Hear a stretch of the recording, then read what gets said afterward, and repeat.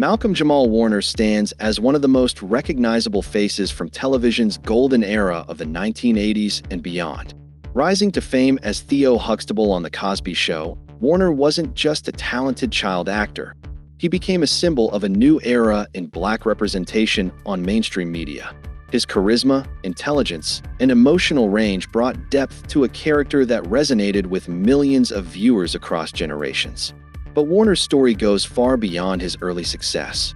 He evolved into a seasoned actor, poet, musician, and cultural commentator, constantly reinventing himself while staying grounded in his values. Named after civil rights icon Malcolm X and jazz legend Ahmad Jamal, Warner carried those legacies forward through his work in music and activism. Over the years, he took on powerful roles in television dramas, produced thought-provoking content, and used his voice to challenge stereotypes in entertainment and hip-hop. Even until his untimely death in July 2025, Warner remained active, launching a podcast to address mental health and community healing. His journey was one of purpose, resilience, and authenticity, a testament to the power of meaningful storytelling both on and off the screen. Malcolm-Jamal Warner was born on August 18, 1970, in Jersey City, New Jersey, to Pamela Warner, who later became his manager and guiding force in the industry. Warner seemed destined for a life that blended cultural consciousness with artistic brilliance. Raised primarily by his mother following his parents' separation, he began acting at a young age, taking an early interest in the performing arts and attending the Professional Children's School in New York City. By the time he was just 14 years old, his life changed dramatically when he was cast as Theo Huxtable on The Cosby Show. Premiering in 1984, the show became a cultural juggernaut, reshaping how Black families were portrayed on television. Theo, the lovable and occasionally mischievous middle child, quickly became a fan favorite and earned Warner a Primetime Emmy nomination in 1986, one of the youngest Black actors at the time to be recognized. But Warner refused to be typecast. After The Cosby Show ended in 1992, he continued to pursue a multifaceted career. He co-starred in and directed several episodes of the hit sitcom Malcolm and Eddie, 1996 to 2000, showcasing his talents behind the camera and even composing the show's theme music. His versatility expanded into dramatic roles in series like Sons of Anarchy, The People v. O.J. Simpson, American Crime Story, and The Resident, where his mature, commanding performances earned him critical praise. Beyond television, Warner ventured into music, forming the jazz-funk band Miles Long and later winning a Grammy Award in 2015 for his collaboration on Jesus Children with Robert Glasper and Layla Hathaway. His career was also marked by a deep commitment to creative independence, social awareness, and mentoring. Through every chapter, from child star to respected elder statesman in Black entertainment, Warner carried his legacy with integrity and intentionality. Malcolm-Jamal Warner's contributions to television, film, and stage reflect a dynamic and evolving career rooted in artistic diversity and cultural impact. After his breakout success as Theo Huxtable on The Cosby Show, Warner sought to expand his creative range beyond sitcom fame. He successfully transitioned into adult roles, showcasing both comedic timing and dramatic depth. One of his most notable post-Cosby ventures was Malcolm and Eddie, a buddy comedy in which he starred alongside Eddie Griffin. Not only did Warner act in the series, but he also directed several episodes and composed the show's theme music, proving his versatility behind the scenes. Warner continued to earn acclaim through a variety of television roles, often choosing projects that allowed him to reflect on real-world issues and human complexity. He had recurring roles in high-profile dramas like Sons of Anarchy, The People v. O.J. Simpson, American Crime Story, and Suits, each time bringing a grounded, intense energy to the screen. His portrayal of Dr. A.J. Austin, the Raptor, on the medical drama The Resident, 2018 to 2023, became one of his most celebrated modern roles, showcasing his ability to balance charisma with emotional vulnerability. In film, Warner took on selective roles, often appearing in independent projects and character-driven stories rather than mainstream blockbusters. This was consistent with his career philosophy, choosing substance over spectacle. On stage, Warner demonstrated his commitment to craft and community through spoken word, poetry, and theater performances. His theatrical work blended his musical and poetic talents, often addressing themes of identity, justice, and Black consciousness. Whether on a studio lot or a stage floor, Warner consistently delivered performances with thought, heart, and authenticity, cementing his status as one of the most respected and multidimensional performers of his generation. Malcolm-Jamal Warner's creative brilliance extended far beyond acting. He was also a gifted musician, poet, and voice in the podcasting space. Deeply influenced by jazz, soul, and spoken word, Warner used music and poetry as platforms to express personal truths and challenge societal norms. As the leader of the jazz-funk band Miles Long, he combined smooth bass lines with thought-provoking lyrics, carving out a space in the world of conscious music. His albums, including the Miles Long mixtape, Selfless, and Love and Other Social Issues, were well received by fans who appreciated his fusion of spoken word, jazz, funk, and social commentary. His music wasn't just for entertainment. It was a statement, a rhythm-driven conversation on issues ranging from love to racial identity. Warner's talents earned him a Grammy Award in 2015 for Best Traditional R&B Performance for the song Jesus Children, a collaboration with Robert Glasper and Layla Hathaway. This win validated not just his musical talent, but his commitment to using art as a vehicle for deeper messages. Parallel to his music career, Warner remained an active and respected figure in the poetry community.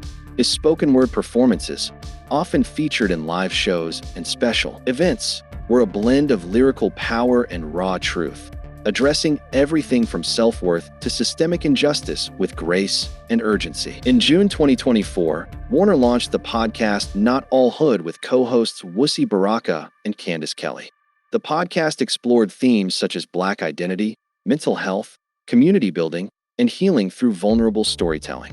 Warner used the platform not only to spark deep conversations, but also to amplify underrepresented voices and push for change in how the Black experience is portrayed in mainstream media.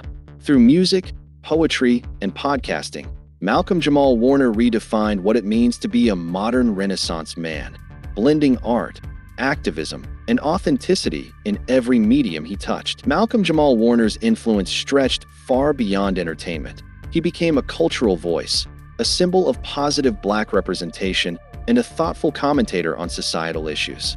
His portrayal of Theo Huxtable on The Cosby Show helped redefine how Black families were seen on television. At a time when mainstream media often depicted African American life through the lens of struggle or stereotype, The Cosby Show introduced audiences to a middle-class Black family rooted in love, education, and aspiration. Warner's character, a relatable and often humorous teenager navigating school and family life, gave young Black viewers someone they could identify with, and offered non-Black audiences a glimpse into Black life free of cliches. Decades later, Warner remained proud of the show's legacy, stating that its cultural significance transcended the screen and helped shape how future Black characters were written. Outside of acting, Warner was outspoken about the state of Black culture, particularly in media and music. He often criticized aspects of modern hip-hop for glorifying violence, misogyny, and materialism, arguing that mainstream hip-hop had drifted away from its roots in community uplift and self-expression. Instead, he championed conscious artistry, music, and storytelling that encouraged reflection, growth, and unity. His views weren't merely criticisms, but calls to action, urging artists and media creators to use their platforms responsibly. Warner was also deeply engaged in discussions around mental health in the Black community, particularly among men. Through interviews, poetry, and his podcast Not All Hood, he spoke candidly about vulnerability, emotional well-being, and the need to break generational cycles of silence. He challenged long-held stigmas and encouraged open dialogue, making him a key figure in the cultural movement toward holistic healing in Black spaces. In both word and action, Malcolm-Jamal Warner's impact was about more than fame. It was about shifting narratives, raising consciousness, and leaving a legacy of substance and integrity. The world was shocked and deeply saddened by the sudden passing of Malcolm-Jamal Warner on July 20th, 2025. At just 54 years old, Warner lost his life in a tragic drowning accident while vacationing with his family in Costa Rica. According to reports, he was caught in a powerful rip current, and could not be rescued in time. The news sent ripples through the entertainment industry and across the globe, prompting an outpouring of grief from fans, friends, and fellow artists who had admired his work and character for decades. Tributes came swiftly from all corners of the entertainment world. Actress Tracee Ellis Ross, Warner's co-star from Read Between the Lines, remembered him as one of the kindest, most grounded men I've ever worked with. Angela Bassett, who had shared screen time with Warner in various projects, praised his quiet strength and soulful depth.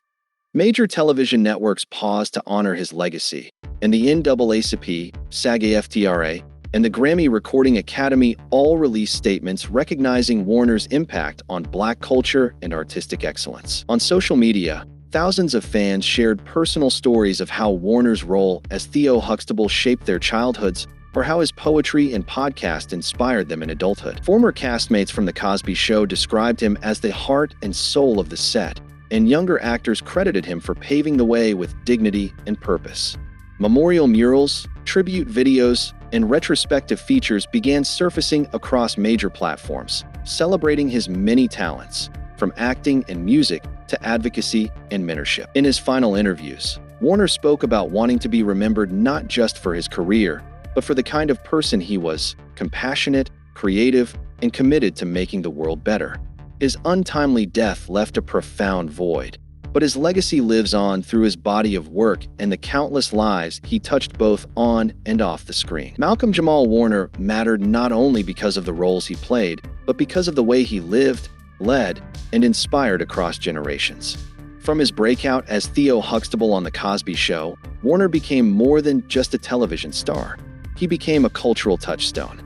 He represented a new wave of Black visibility in mainstream media during a time when nuanced portrayals were rare. Through Theo, Warner gave countless young Black viewers a reflection of themselves on screen: intelligent, funny, flawed, and full of potential. He helped normalize the image of a thriving Black family and offered a counter-narrative to the negative stereotypes so often seen in media. But Warner's significance extended well beyond his early fame. He consistently evolved, choosing integrity over celebrity and substance over spotlight.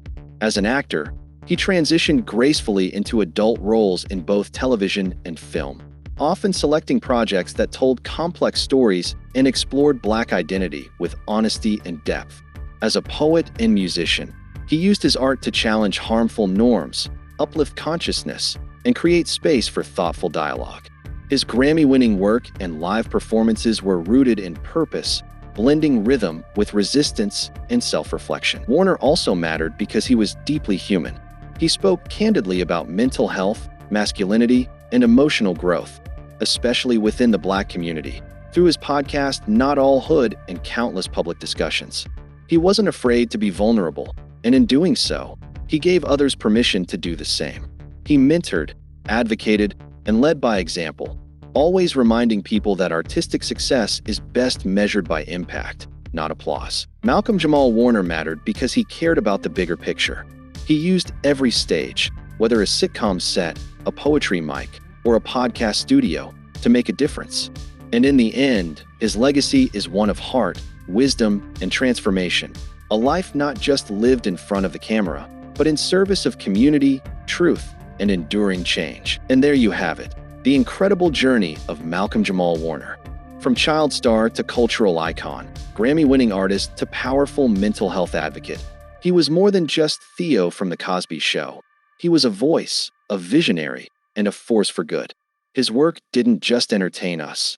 It educated, inspired, and challenged us to think deeper about who we are and the stories we tell. If you found this story powerful, hit that like button, subscribe for more deep dives into the lives of legends, and drop a comment below. What did Malcolm-Jamal Warner mean to you? Did his roles or music impact your life? Until next time, keep celebrating greatness, keep honoring legacies, and remember, real impact doesn't fade, it echoes through time.